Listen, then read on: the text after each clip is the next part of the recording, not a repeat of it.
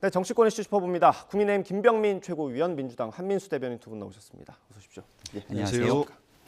조금 전에 속보로 전해드렸고요. 일단 윤리위 첫 회의에서 김재원, 태영호 최고위원에 대한 징계 절차를 개시한다. 이게 어떤 의미인지부터 설명을 좀 부탁드립니다. 네, 이제 징계 절차에 착수가 된 것이기 때문에 나름대로의 문제가 있다고 어느 정도 판단을 하고 중요한 것은 당사자의 소명을 들어봐야 되지 않겠습니까? 네.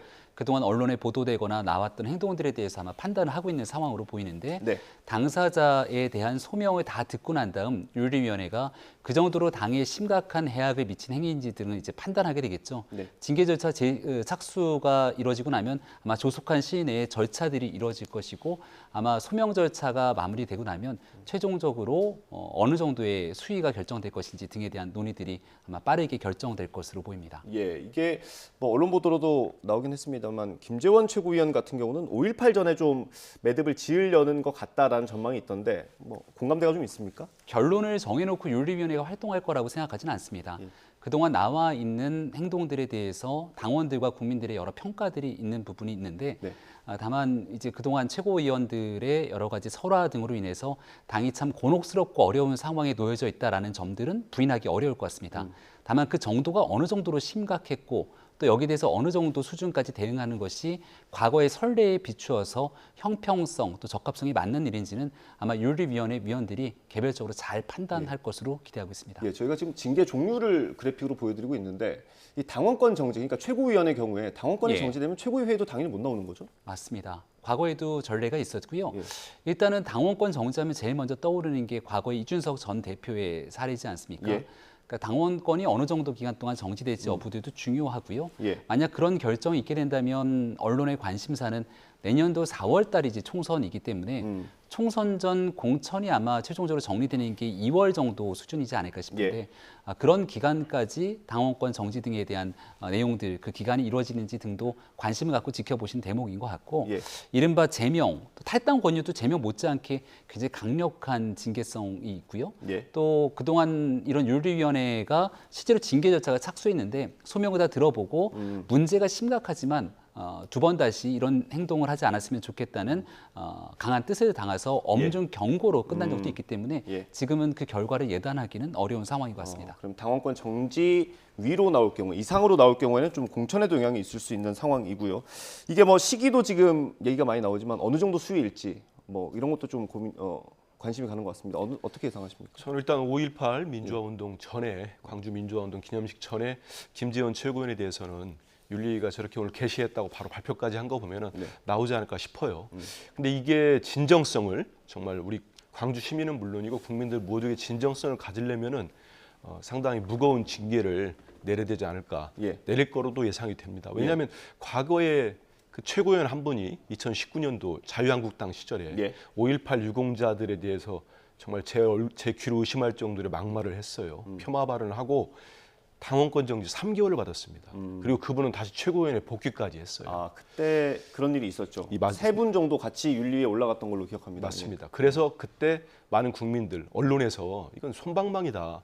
저런 발언을 하고도 저렇게 징계하나. 아마 그런 것들이 그 다음에 있었던 총선까지 저는 영향을 미쳤다고 봅니다. 그렇기 때문에 이번에도 이런 식의 발언을 수석 최고위원 한 분이 했는데 이거를 그냥 뭐 경고를 할지 당원권 정지도 좀 전에 그 선례처럼 아무 총선에는 영향 없도록 해버린다면 그걸 우리 국민들이 받아들일 수 있을까 이런 생각이 들어요. 그래서 아마 중징계를 하지 않을까 뭐 저는 예상을 해봅니다만은 예.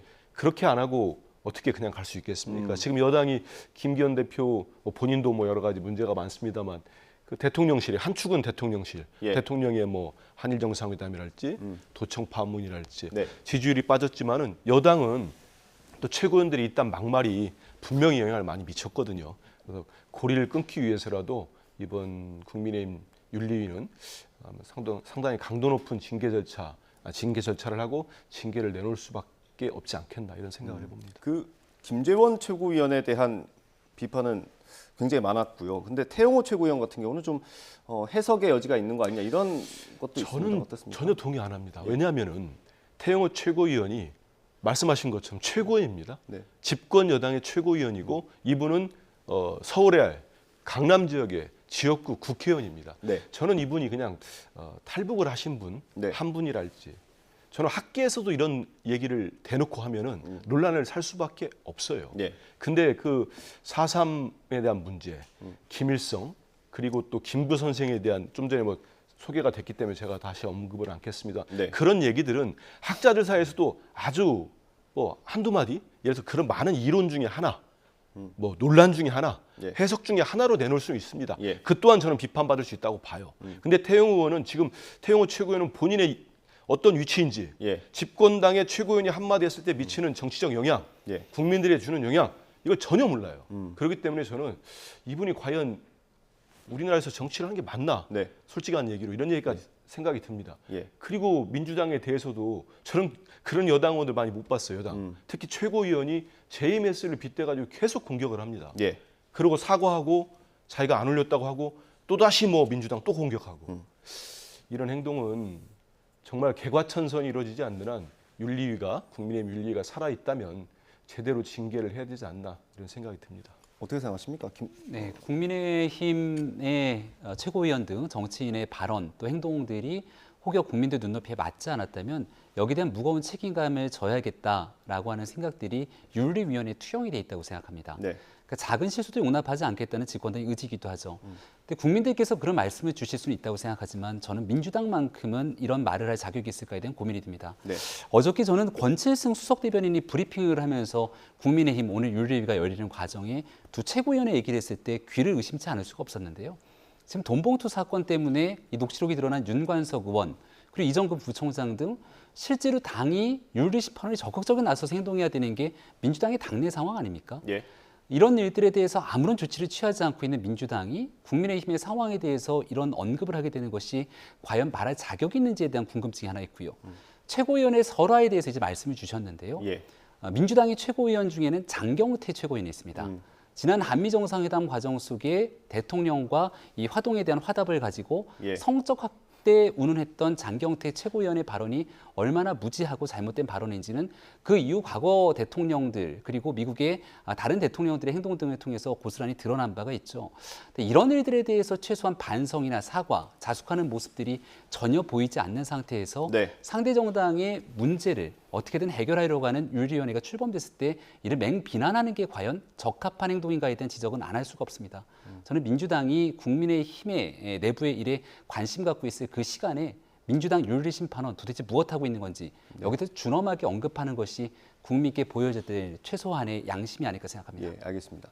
김재원 최고위원이 한 달 동안 이제 최고위에 안 나오다가 오늘 최고위에 나왔죠. 그 최고위를 마치고 나오는 과정에서 기자들을 만나서 몇 가지 질문 답변이 있었는데 저희가 영상을 준비했습니다. 함께 보겠습니다. 4월 한 달 대표께서 자숙해달라고 지시를 하셔서 자숙 기간을 마치고 나온 것입니다. 혹시 최고위원 자진 사퇴 의향도 좀 있으실까요? 그것은 아직까지 생각해 보지 않았습니다. 제주도와 광주를 찾아가서 사과를 해달라는 그런 지시도 받았기 때문에 충실히 이행을 했고 이제 그 기간이 끝났기 때문에 당연히 또 최고위에 출석을 해야 될 그런 상황입니다. 한때요. 김재원 최고위원의 자진 사퇴설이 좀 언론에 보도된 적이 있습니다. 혹시 지도부에서 그런 기류가 좀 있었습니까? 저희 당 최고위원회가 월 목에 있고요. 네. 공식 회의를 하기 전에 비공식 사전 티타임 등 여러 회의를 하는데 공식적인 회의석상에서 그 같은 얘기가 나온 적은 없었습니다. 그 공식적인 얘기 말고 비공식적인 얘기를 해달라고 여쭤본 건데. 그러니까 비공식적인 회의석상에도 마찬가지로 최고위원 당대표 지도부가 다 같이 모여 있는 자리에서는 그런 얘기가 나온 적이 없습니다. 그 정치적으로 봤을 때 김재원 최고위원이 좀 자진 사퇴를 하고 그래도 공천에는 좀 영향을 덜 받게 하는 그런 방법이 있었을까요? 어떻습니까? 근데 본인의 정치 생명이 달렸기 때문에 자진 사퇴 결정을 이번에 자진 사퇴라면 아마 김재원 최고위원은 앞으로 정치하기 쉽지 않을 겁니다. 그런 판단이 있기 때문에 쉽게 결정을 못 내릴 거예요. 근데 저는 예전에 보도를 보니까 그 대통령실에서 이제 김재원 최고위원의 이제 5.18 폄하 발언 나오자마자 뭐 대통령실도 이거 뭔가 징계가 필요하지 않겠느냐 이런 의사를 전달했다는 보도가 있었어요. 네. 그리고 대통령실 거기에 대해서 뭐 부인하지 않은 거 보면은 대통령실에 있는 그게 뭐 대통령의 의중인지는 모르겠습니다만 자꾸 국정에 부담이 되니까 김재원 최고위원이 어떻게든지 좀 본인 스스로 매듭을 풀으면 좋겠다는 생각을 했던 것 같아요. 네. 그러다 보니까 최근에 이제 자진 사퇴 발언이 나왔는데 그렇다 보면은 수뇌부에서 뭐 비공개로 하겠죠, 당연히. 공개 논의할 수 있는 부분은 아니고 소수가 모여서 좀 논의는 됐을 거라고 저는 뭐 추정을 해봅니다. 그게 이제 김재원 최고위원에 전달이 됐는지 예. 그건 모르겠습니다만 지금 기자들이 물어봤을 때 저렇게 이제 확실하게 잦은 사태에 대해 선을 긋는 거 보면은 추론해 보면 전달이 됐고 거기에 대해서 김재원 최고위원은 그것까지는 수용할 수 없다. 이거를 했다고 볼 수 있고요. 이거는 저희가 볼 때는 이제 윤리위에도 영향을 미칠 수도 있다고 봐요. 왜냐하면 윤리위에서 아까 말씀드린 대로 뭐 당원권 정지, 경고 예. 이상은 나올 가능성이 높으니까요. 당원권 정지 개월수를 길게 이준석 전 대표처럼 뭐 1년씩 하면 총선 못 나오잖아요. 그러지 않고 줄였을 경우에 예. 그 뭐 그때는 뭐 김재원 최고위원이 받아들이겠지만 예. 그게 그렇지 않고 잦은 사퇴를 안 한다는 건 정치를 계속 하겠다는 건데 예. 총선을 못 나오게 한다고 했을 때 그걸 받아들일 건가 좀 그러진 않을 것 같은데요. 후폭풍이 조금 있을 수 있다라고. 조금이 보시는 아니고 뭐 계속 이어질 것 같습니다. 예. 알겠습니다. 그 하나만 더 여쭤보고 그 예. 태용호 최고위원 같은 경우는 공개적인 자리에서 김기현 대표를 겨냥한 것 같은 발언을 하지 않았습니까? 본인은 부인했습니다만 그것도 좀 이번에 윤리위에 좀 반영이 될까요? 일단 태용호 최고위원 스스로가 그런 적이 없다고 얘기를 하고 있기 때문에 근데 최고위원님도 좀 그런 식으로 말을 한 것 같다라고 추측하시지 않았습니까? 앵커의 질문이 있었죠. 예. 예, 앵커의 질문이 있었기 때문에 거기에 예. 맞춰서 태용호 최고위원이 선거 때 이제 도움을 받은 적이 없다 그랬지만 제 기억으로 가장 도움을 받았던 건 김기현 대표 당시 후보의 도움을 받지 않았겠느냐라고 당시 있었던 상황들을 얘기한 것이었죠. 네. 그러니까 태용호 최고위원도 더군다나 그 뒤에 이제 나서서 김기현 대표를 향한 발언이 아니었고 그럴 이유가 없다고 얘기를 했습니다. 하지만 그 당시 있었던 최고위원회를 다시 한번 복귀해 보더라도 이른바 최고위원회가 쭉 월요일, 목요일에 모여서 하는 지도부 회의의 모두 발언은 네. 당을 대표해서 그 당시에 있는 가장 중요한 시대적 상황과 문제 인식을 바탕으로 당이 발언을 하게 되는 자리인데 네. 여기 개인 신상에 관한 발언들을 대통령 한미 정상회담을 위해서 출국하는 날 하는 것이 맞냐라고 하는 측면은 정무적 판단의 논의로 당내에서도 문제가 있다고 얘기 많이 나왔습니다. 네. 하지만 이게 이제 윤리위와 연결된다고 보기는 좀 어려운 측면이 있을 것 같고 그 전에 있었던 태용호 최고위원의 발언 등 또 행동으로 인해서 당에 만약 여러 가지 어려움을 끼치게 됐다면 그런 객관적인 일들을 바탕으로 윤리위원회가 심사하지 않을까 생각합니다. 알겠습니다. 당 얘기 하나만 더 여쭤보겠습니다. 김연아 전 의원도 지금 그 당협위원장 자리에 있으면서 어떤 공천 헌금 의혹으로 지금 수사를 받고 있지 않습니까? 근데 당에서 네. 지금 당무위 조사를 요청을 했죠. 이게 당 대표의 결단이었습니까? 당연히 이제 윤리위원회라는 곳이 있고요. 예. 최종적인 결정을 내리는 징계. 그리고 당무감사위원회라는 곳이 있습니다. 이른바 당무감사위원회가 국민께 많이 회자되는 건 각 시도당 그리고 당협위원장들이 있는데 네. 여기에 대한 당무감사를 통해서 잘못한 사람들을 정리할 수 있는 권한이 있기 때문에 예. 몇 명이나 물갈이 되냐에 대해서 당무감사를 많이 바라봅니다. 그러니까 이른바 시도당 및 당협에 대한 감사만을 당무감사위의 권한으로 보는 분들도 계시지만 네. 당원 당규에 따르면 해당 당원들에 대한 비위 심각한 문제가 있으면 이걸 윤리위가 최종 결정할 때는 바로 즉각적인 결정이 어렵기 때문에 당무감사위가 그 사안들을 쭉 확인을 하고 네. 문제가 있으면 윤리위로 징계를 요청하는 권한을 갖게 되거든요. 예. 당무감사위원회 최종적으로 임명하는 날이었기 때문에 김기현 대표가 직접 김연아 의원에 대한 논쟁이 커지고 있으니 예. 이거 당무감사 즉각적으로 사실관계를 확인하라 이렇게 지시한 바가 있었습니다. 예. 이 민주당과는 대비되는 모습이죠. 어떻습니까? 실효성이 없을 거라고 보십니까? 어떤 걸 말씀해요? 당무감사. 김연아 전 의원에 대한 당무감사. 김연아 의원 같은 경우는 이제 저도 기사를 보니까 예. 한 1년 정도 시간이 걸린 것 같아요. 예. 여기까지 오는데, 그러니까 시민단체가 고발한 지 한 1년이 넘었고 경찰이 수사를 하는데 시민단체의 주장은 그렇습니다. 언론의 지적도 그렇고 수사가 제대로 이루어지지 않고 이게 공천 헌금 의혹이라면 상당히 중대한 거 아니겠습니까? 네. 그 또한. 근데 그게 계속 이어졌다가 이제 검찰로 넘겼다 그런 얘기들이 있고요. 이제 뭐 그 말씀하시는 건 이제 지금 앞으로 다루게 될 돈봉투 의혹 사건과 관련된 건데 일단 사안 자체가 다르기 때문에 일단 검찰의 저희들은 신속한 수사 이런 걸 촉구한 상태고 예. 거기에 맞춰서 뭐 송영길 전 의원도 전 대표도 예. 뭐 출두한다고 하니까요. 예, 예. 지켜보겠습니다. 알겠습니다. 저희가 말씀해 주신 그 내용으로 좀 넘어가 보도록 하겠습니다. 민주당 얘기를 좀 다뤄보겠습니다. 송영길 전 대표가 내일 검찰에 자진해서 출석을 하겠다라고 얘기를 했습니다. 이게 검찰이 부르지 않았는데 자진 출석한다는 게 가능은 하겠습니까? 가더라도 글쎄요. 검찰에서 조사를 안 하면 그만 아닙니까?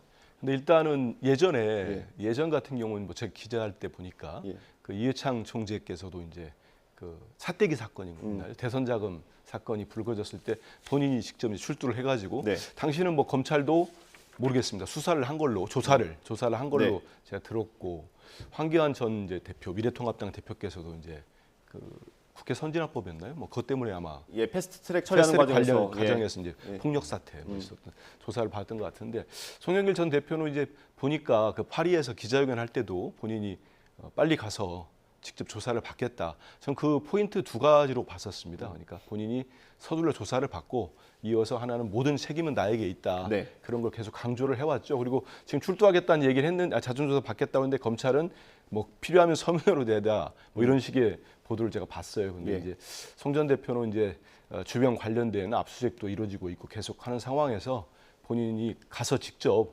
소명할 부분 소명하고 책임질 부분은 책임지겠다. 그런 취지에서 뭐 변호인을 통해 가지고 예. 내일 오전에 검찰에 출두하겠다는 의사를 밝힌 걸로 받아들이고 있습니다. 예, 어떻게 보세요? 자진 출석. 대한민국에 있는 국민들 누구나 죄를 지면은 이제 검찰의 수사나 조사를 받게 되지 않습니까? 네. 근데 핵심 혐의를 받고 있는 피의자가 내가 가고 싶을 때 가갖고서는 조사받는 경우들은 일반적인 국민의 사례로 찾아보기가 어렵겠죠. 모든 일들에 대해서 내가 다 인정하고 책임질 테니 주변 사람들 좀 괴롭히지 말고 모든 책임 나에게 있습니다라고 얘기하면 혹시 정치인으로서 조금 이해되는 것 아닌가 생각할지 모르겠는데요. 송영길 전 대표는 파리에서 기자회견 할 때도 나는 이 문제 모른다고 합니다. 그러니까 지금 내놓고 있는 메시지도 물극필반인가요? 예. 그러니까 시간이 좀 지나고 나면 상황이 달라질 거다라고 얘기를 하면서 지금 있는 돈봉투 사건에 대한 의혹들을 철저하게 부인하고 있거든요. 근데 주말 사이 본인 자택 그리고 주변인들에 대한 압수수색이 강하게 들어가지 않았습니까? 조금 전까지 나왔던 게 이제 기자회견을 한다라고 나오다가 네. 또 내일 본인이 직접 출석하겠다고 얘기를 하니 전직 여당의 당대표를 지낸 인사가 본인에게 제기되고 있는 수사 상황을 너무 정치적으로 해석하고 정치적으로 행동하는 것 아니냐 이런 비판에 놓여져 있을 수 있다고 생각하고요. 예. 관련된 내용들에 대해서 이런 식으로 부인하면서 메시지를 전달할 거면 차라리 검찰이 불러서 곧 소환 조사를 하게 될 것으로 보이는데 그때 포토라인에 서서 국민들께 설명을 드리고 검찰 출석에서 진지하게 본인에 관련된 내용들을 하나 둘씩 소명하는 것이 온당하다라고 저는 생각합니다. 예, 뭐 말씀해주신 것처럼 지난 예. 주말에도 압수수색이 있었고 오늘도 이제 추가 압수수색이 있지 않았습니까? 이렇게 조여오니까 이걸 정치적으로 보는 거 아니냐, 몰아가는 거 아니냐 이런 주장이신 것 같습니다. 저는 뭐 그러진 않을 거라고 봅니다. 이미 녹취 파일이 뭐 상당량이 있다고 보이고 거기에 대해서 이제 뭐 그 보도까지 이어지고 있고 있는 상황에서 저거를 글쎄요 어느 정치인이 정치적으로 저걸 뭐 타개한다거나 그러지는 못할 거라고 보고요. 다만 저는 이제 최근에 검찰 수사를 보면은 지적할 대목들은 뭐 좀 있는 것 같아요. 예. 왜냐하면 검찰이 윤관석, 이성만 의원에 대한 압수수색을 하면서 녹취 파일이 일제히 보도가 됩니다. 네. 그러면서 거기서 제일 핵심이라고 할 수 있는 강내구 한국감사협회 회장이 모든 걸 주도했다고 해서 당연히 이건 영장 치면은 100% 구속될 거라고 아마 우리가 모두가 예상했었을 거예요. 예. 근데 영장을 본인이 혐의를 시인한 것도 아닙니다. 그런데 판사가 기각시켰어요. 그 얘기는 검찰이 제대로 수사를 못했다거나 아니면 말 그대로 강내구 회장의 혐의가 일부분은 부풀려졌다거나 아니면 사실이 아닐 가능성이 있다고 합리적으로 의심할 수 있지 않겠습니까? 네. 거기에다가 엊그제는 이정근 전 사무부총장이 그 서울지검 반부패 수사 2부 불상의 검사와 예. JTBC 보도국장 및 기자들을 직접 고소를 합니다. 예. 그 얘기는 뭐냐면은 저희들은 많은 사람들이 그 녹취 파일 그 많은 거가 어떻게 혹시 뭐 변호인을 통해서 기자들한테 갔나 이런 생각을 했던 거 아니겠습니까? 예. 근데 이정근 사무부총장의 고소로서 이건 검찰에서 흘렸을 가능성이 물론 검찰은 부인하고 있습니다만 예. 가능성이 높아졌겠구나. 저 개인적인 그런 판단이 또 들어요. 이런 상황. 그리고 그러면 그 송 전 대표가 파리에서부터 계속 한 일주일이 또 지났습니다. 귀국한 지 일주일이 지났어요. 네. 계속 빨리 수사해달라. 빨리 해달라. 모든 책임 내가 지겠다. 주변인 괴롭히지 말라는 얘기도 했습니다. 치겠다 했어요. 그러면은 그 두 분 의원들 있잖아요. 윤관석, 이성만 의원. 왜 이분들에 대한 검찰 수사는 정말 소환 한번 얘기도 없습니까? 그래서 이런 과정들을 보면은 검찰이 저는 뭐 정말 촉구하는데 정치적 고려 없이 네. 자꾸 고려를 하는 것 같아요. 그러다 보니까 지금 뭐 앵커도 물어보시지 않습니까? 예. 이게 뭐 정치적으로 타겟책이냐? 전 그러지 말고 예. 정말 신속하고 공정하게 수사를 하면은 좋을 것 같아요. 예, 이게 뭐 속도 조절을 하고 있는 거 아니냐 이렇게 얘기하시는 것 같습니다. 예. 민주당에서도 검찰이 정치적 수사를 한다 이렇게 얘기를 선뜻 못하는 거로 알고 있습니다. 워낙이나 이정근 씨의 녹취록 파문이 크기 때문에 그 내용들이 어디까지 번져나가서 돈봉투 의혹의 진실이 규명될지 모르는 상태라 아마 이재명 대표를 비롯한 당내에 있는 수많은 사람들이 말을 대단히 아끼고 있는 상황 아니겠습니까? 지금 이제 막 들어와서 주변인들에 대한 압수수색 그리고 송영길 전 대표에 대한 자택 등 압수수색들이 이루어지고 나면 거기에 대한 분명한 물증들을 확인하고 난 다음 소환 조사를 해야 될 것 아닙니까? 네. 예를 들어 집권당의 당대표까지 지냈던 인사가 있는데 수시로 불러서 소환 조사할 수도 없는 노릇일 테니 완벽한 물증들을 확보하고 난 다음 송영길 전 대표를 불러서 최종적으로 얘를 어느 정도 갖춰가면서 조사를 하게 되는 것이 그동안 정치인들에 대한 수사를 해왔던 선례가 아니든가요. 그러니까 이 문제에 있어서만큼은 민주당이 이 수사에 대해서 정치적이다라고 하는 메시지를 던질 때 국민들로부터 동의받기 어려울 거라 생각하고 예. 만약에 그 내용들이 정치적이다 이렇게 주장하거나 얘기를 꺼내려면 지금 적어도 나타나 있는 윤관석 의원 그리고 이정근 사무부총장 등에 대한 당의 강력한 징계 조치 등이 뒤따라야 될 텐데 그런 것 안 하고 있지 않습니까? 네. 송 전 대표는 이미 민주당에서 본인이 탈당해 있는 인사인데 얼마 전에 김의겸 의원한테 대변인직을 제안한다고 했을 정도로 지금 당이랑 얽혀져 있는 것 아니냐는 의구심이 커지거든요. 네. 민주당은 적어도 이 문제에서 송영길 전 대표 사건에 대한 철저한 수사를 오히려 촉구하는 것이 온당한 일이 아닐까 싶습니다. 이 민주당의 대응은 이제 당분간은 없다고 봐야 됩니까?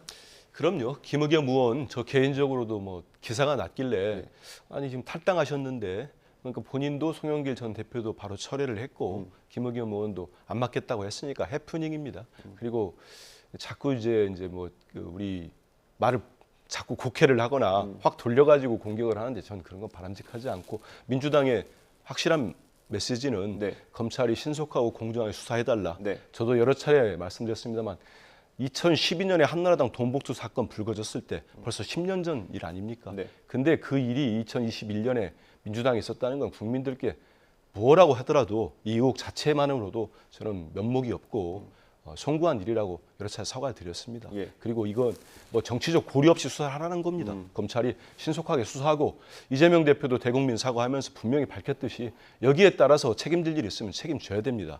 응당한 조치하고 책임 물을 겁니다. 그리고 민주당이 변화는 혁신하는 계기로 삼을 겁니다. 그 말씀 예. 꼭 드리고 싶습니다. 예, 뭐 지금 당 분위기가 안 좋은 상황에서 원내대표가 지금 새로 선출되지 않았습니까? 그 박광원 원내대표는 의총을 통해서 추가 조치를 좀 할 수도 있다라는 걸 열어놨는데 가능성 얼마나 있을까요? 저는 그 신임 원내대표께서 특히 박광원 원내대표 하면은 그 뭐 지난 대선 때 이낙연 전 대표의 캠프에 있었다고 네. 하지만 저도 뭐 개인적으로 언론사 선배라 잘 압니다만 합리적이고 성품 자체가 통합형 리더십을 갖고 있습니다. 그렇기 때문에 지금의 어떤 당 안에 있는 문제들을 해결하는데도 박광원 원내대표님께서 상당히 힘이 될 거로 보고 있어요. 그리고 저런 말씀하셨다는 거는 저는 원내 의원총회에서 예. 또 원내대표가 주관하시는 의총에서 여러 가지 좀 논의를 하는 것도 하나의 방법일 수 있다고 봅니다. 하지만 그 방법을 찾아가지고 또 같은 동료 의원들이 다 지금 연루되어 있다는 의혹들이 나온 거 아니겠습니까? 예. 거기에서 의원들 모두가 서로 이렇게 허심탄회한 대화도 나눠보고 거기에 실제로 당이 취할 수 있는 조치들이 어떤 거 있는지 여기에 대한 논의도 이루어진다면은 뭐 생산적인 논의도 이루어지지 않을까 생각합니다. 예, 뭐 어떻든 국민의힘처럼 조사함 정도는 필요하지 않을까 싶은데요. 어떻게 보십니까? 앞서 말씀드린 것처럼 나와 있는 일만 가지고서도 만약 윤관석 의원이 국민의힘의 상황이었다. 그러니까 뭐 더 볼 것도 없이 아마 즉각적인 조치가 뒤따르지 않을 수가 없었을 겁니다. 그리고 그런 일이 국민의힘에 일어났다면 민주당은 과연 어떤 입장으로 그 사안을 공격했을지를 생각해 보게 된다면 너무나 분명하고 명쾌하게 그 일은 정리될 거라 봅니다. 다만 이 일이 이제 복잡하게 꼬여 있는 이유는 녹취록 등을 통해서 돈봉투를 전달한 것처럼 막 얘기가 나왔는데 이른바 현금으로 만약 돈봉투가 오갔다면 받았다는 사람을 특정하거나 하기가 쉽지가 않잖아요. 예. 근데 거기에 핵심적인 인사는 이정근 부총장이고 그리고 그것을 전달한 것처럼 녹취가 나왔던 건 윤관석 의원이지 않습니까? 예. 근데 윤관석 의원이 만약 여기에 대해서 어떤 얘기를 꺼낼지에 대한 상황에 따라 민주당에 있는 후폭풍이 더 커질 수도 있어서 민주당이 그런 여러 가지 생각들을 고려해서 지금 아무 조치 안 하는 것 아니야? 라고도 밖에서는 비춰질 수 있는 거거든요.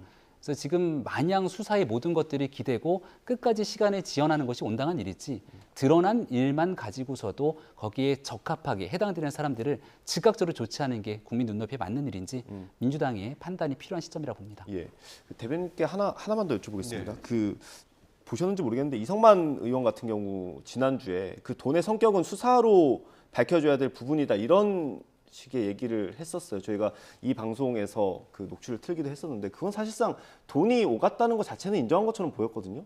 저 그 내용을 뭐 제가 정확히 모르겠습니다. 네. 모르겠는데 이 모든 거는 그 윤관석 의원, 이성만 의원은 일단 혐의 자체에 대해서는 부인하고 있는 상황이잖아요. 그러니까 검찰 수사에 가서 본인의 입장을 밝히고 검찰은 또 거기에 맞춰서 본인들이 수사한 내용, 증거를 가지고 그 소명한 내용이 다르다. 또 반박을 하면 되지 않겠습니까?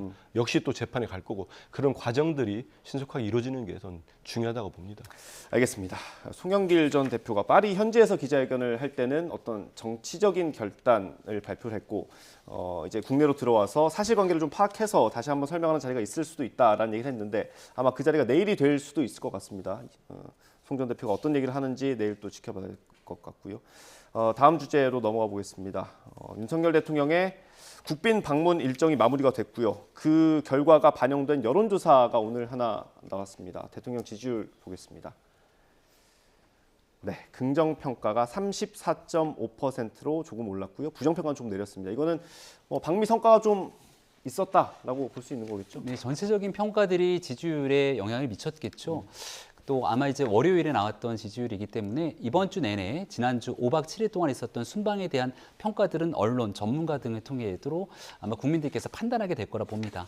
그런 일들을 이번 주 내내 지켜보게 된다면 아마 대통령 지지율에도 유의미한 영향을 미칠 거라 보고요. 네. 70주년 한미동맹을 기념하고 이번에 워싱턴 선언 등을 통해서 북핵 미사일 위기, 고조화된 위기에 우리 대한민국이 가야 될 길을 문서화시키기도 했고 네. 또 앞으로 나아가야 되는 동맹의 청사진까지 그려놓는 등 좋은 성과들이 많았다고 생각합니다. 네. 결국 이제 판단과 평가는 국민의 몫일 테지만 잘된 부분들 또 아쉬웠던 점들에 대한 객관적인 평가 이전에 너무 박하게 우리 대한민국 외교에 대해서도 국내 정치로 좀 일관하는 것 아니냐는 민주당의 지난 5박 7일간의 대응에 대해서는 문내 아쉬움이 있다는 말씀도 함께 드립니다. 예, 이 정도 오른 걸로 혹시 만족하십니까? 더 올라야 되지 않겠습니까? 지지율은 많이 올라야죠. 이게 한미 정상회담만을 갖고 지지율이 오를 거라 생각하지 않고요. 네. 국내 국민들께 피부에 와닿는 삶의 변화가 있어야 되기 때문에 더 노력하겠습니다. 예. 무슨 말만 하면 민주당을 그렇게 공격하지 마세요. 왜냐면 그 자꾸 그런 버릇 들고 국민들이 싫어합니다. 그러면 제가 민주당 아닌 얘기 해줄게요. 뉴욕타임즈가 보도한 얘기 드릴게요. 뉴욕타임즈가 그랬습니다. 성과를 환대받은 걸로 성과라고 한다면 그거는 좀 있었던 것 같다. 하지만 실질적 성과에 대해서는 회의적인 시각이 많다. 미국 뉴욕타임즈의 보도 내용이고 미국의 동아시아 전문가는 그랬습니다. 상징적 조치밖에 없다. 핵에 대해서. 군사적 조치는 전혀 없다. 이런 평가들이 있으니까 한일 정상회담이 굴욕적이었을 때 민주당이 지적하면 반일 선동한다. 한미 도청 파문 터졌을 때 저자세로 일관하니까 그거 지적하니까 반미 선동한다. 이 국민의힘의 지도부가 그런 인식을 갖고 있다면 국민들 외면받을 겁니다. 그러니까 정확한 지적들 해주고 야당이든 시민단체든 우리 국민들이 비판하는 거 아니겠습니까? 지적하고 그럴 때는 수용하는 게 자세입니다. 이 지지율 얘기 다시 돌아가 볼게요. 예. 1.9% 올랐어요. 네. 저는 뭐 떨어진 것보다는 대통령실이나 대통령이나 국민의힘이나 안도할 수 있습니다. 하지만 34.5%, 1.9%는 사실 뭐 기술적 반등일 수도 있는 거고 네. 저는 좀 더 올랐으면 좋겠습니다. 왜냐하면 올라야 되는 이유가 있어요. 여권이 대통령이 이 정도 지지율 가지고는 국정 동력이 없습니다. 네. 어떤 개혁도 못 해요. 근데 그거를 민주당이 발목 잡아서 됐다고 어느 국민이 믿겠습니까? 1년이 다 됐는데 보여준 게 도대체 뭐가 있습니까? 외교만 가면은 굴욕적이네, 참사네, 그 발언을 바이든은 했네, 안 했네. 계속 그 논란밖에 없습니다. 이번에는 최고로 포인트가 3개 있었어요. 예. 하나가 핵입니다. 핵을 무슨 명문화했다고 엄청나게 지금 말의 성찬이 다 나왔습니다.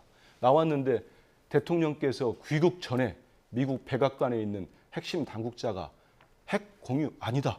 못을 박아버렸습니다. 예. 그때 뭐라고 했습니까? 대통령실의 김태효 1차장, 국민의힘의 지도부, 비대위원들, 정책위 의장.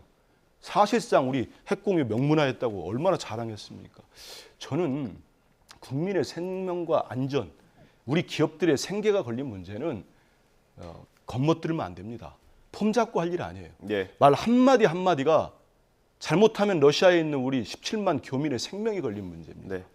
7조 6천억, 160여 기업이 있습니다. 네. 그 기업들의 생계가 걸린 문제입니다. 하나하나 신중해야 됩니다. 예. 그리고 경제에 있어서 반도체법과 IRA, 인플레 감축법 무엇을 얻어냈습니까 우리가? 겨우 회의 하나 얻어냈어요. 핵그룹 협의. 국내에 지금 3개 있습니다. 제가 조사해봤습니다. 적어도 장관급 정도 격상을 했다면 혹시나 거기서 뭔가 실질적 논의 이미 차관급, 차관보급, 차관 협의체가 다 있어요. 네. 이거를 기자들이 물어보니까 국방부의 고위 당국자가 설명을 못 하더라고 제가 보니까. 그럼 뭔 성과가 있었습니까? 끝으로 제가 뭐 말이 길어졌습니다. 하나만 더 짚겠습니다. 도청욱 파문 터졌을 때 우리 국민들 지지율 여론조사에 나오지 않습니까? 예. 제대로 따져 물어라. 이거 한마디도 안 물어봤어요. 저는 제가 좀 창피했던 게 오죽하면은 미국의 MBC 앵커가 친구가 친구를 스파이하는데 괜찮습니까? 우리 대통령께 물어보겠습니까? 이거는 국익은 외교는 국익이 걸린 문제입니다. 네. 저는 대통령께서 영어 발음 보니까 정말 잘하시더라고요. 예. 그런 건 평가해드리고 싶어요. 노래 부르신 거 잘할 수 있습니다. 정상들 간에 환대받고 하는 거 좋아요. 하지만 실질적인 성과를 가져오셨다면 이 1.9%가 아니고 다음 주에 10%도 올랄 수 있었어요. 예. 한번 보시죠. 알겠습니다. 어떻게 나오는지. 저 발언기에 드리기 전에 준비한 영상이 있어서 하나 보고 예. 충분히 드리도록 하겠습니다. 준비 많이 해놓으셨을 것 같습니다. 예, 김의겸 의원 인터뷰를 하나 준비했습니다. 이거 들어보고 발언기에 드리겠습니다. 그러니까 아메리칸 파이든 뭐 코리안 파이든 노래는 관심이 없죠. 그러나 이 IRA는 우리 젊은이들 일자리와 직결되어 있는 거 아니겠습니까? 그런데 IRA에 대해서는 빈손으로 돌아왔기 때문에 또 미국의 그 한국 투자액이 7조 원이다 이렇게 자랑을 하고 있지만 네. 우리나라 기업이 미국에 투자한 건 153조 원으로 지금 재산이 나오고 있어요. 예. 윤석열 대통령이 노래 한 곡에 150조 원짜리 노래를 부른 거예요. 그래서 저는 백악관이라는 역대 최고로 비싼 노래방에서 노래 한 곡 부르고 오셨다. 이렇게 평가를 하고 싶습니다. 저희가 반론 감안해서 2분 정도 발언 들을 수 있을 것 같습니다. 예. 최고로 비싼 노래는 대한민국의 동백아가씨라는 노래가 있습니다. 그러니까 미국의 가짜 뉴스 때문에 언론사가 이 징벌적 손해배상으로 엄청난 돈 얘기가 나왔던 내용도 들었을 텐데요. 김의겸 의원이 노래에 대한 말할 자격이 있습니까? 김의겸 의원도 보면서 내가 동백아가씨 얘기했던 거 큰 실수겠구나 생각할 텐데 네. 이른바 민주당의 지난 정부에서 국정원장이 했던 박지원 원장까지 나서서 가짜뉴스 성격으로 이런 내용들을 폄훼하고 있습니다. 양이원영 의원이 넷플릭스 발언 얘기를 했던 네. 부분이나 장경태 의원 거까지 다 꺼내서 소환하지 않더라도 지난 5박 7일 동안 민주당이 냈던 논평들 한번 쭉 둘러봐 주시기를 바랍니다. 제가 오늘 이 자리에 오기 전에 5박 7일 어떤 논평과 메시지를 내는 거 봤지만 긍정적인 평가와 아쉬움을 전하는 평가가 아니라 네. 대국민 사기 등 거친 언어로 모든 해외 선방 순가에 대해서 깎아내리기 급급했던 모습들을 보여주고 있고요. 여기에 대한 안보, 대한민국 안보를 지켜내기 위한 긍정적인 성과들 어디까지 우리가 이 내용들을 긍정적으로 평가하고 또 다소 부족하고 아쉬운 점이 있다면 어떤 식으로 극복할지에 대해서 평가하는 것이 정치권의 가장 기본적인 행태일 텐데 최소한 그런 모습을 보여주지 않았다는 점들에 대해서는 강하게 좀 지적을 하고 넘어가야 될 것 같습니다. 예, 이런 표현은 괜찮습니까? 역대 최고로 비싼 노래방에서 노래를 부르고 왔다. 이게 어쨌든 대통령의 외교 일정인데 그렇게 유흥이랑 비교하는 게 좀 괜찮습니까? 김의겸 의원이 그런 비교를 했나요? 예, 백악관이라는 역대 최고로 비싼 노래방에서 노래 한 곡 부르고 왔다. 뭐 저 같으면 그렇게까지 비유 안 하겠습니다. 근데 이제 대통령처럼 뭐 아메리칸 파인가 노래 뭐 할 수 있고 저건 잘 짜여진 각본이죠. 왜냐하면 기타까지 선물 받으니까. 예. 제가 말씀드리는 거는 정상들 간의 친교 부분 아주 중요할 수 있습니다. 근데 이제 저는 바이든 대통령이 재선을 선포를 앞두고 이번 한미 정상회담을 본인의 재선 가도에 이용한 것 같아 좀 씁쓸한 면이 있습니다. 이럴 때 우리 한국 정부, 우리 외교당국, 대통령은 보다 정교하게 대응해서 우리가 얻어낼 수 있는 걸 최고로 뽑아내는 거. 그게 국익 달린 실용주의 외교 아니겠습니까? 네. 그런 거 더 잘해달라 이런 촉구하는 거기 때문에 잘못된 부분은 이번에 철저하게 반성해 주시고 했으면 좋겠습니다. 예, 알겠습니다. 오늘 말씀이 여기까지 시간이 딱 맞았네요. 여기서 마무리하겠습니다. 예, 김병민 최고위원, 민주당 한민수 대변인이었습니다. 감사합니다. 네. 고맙습니다.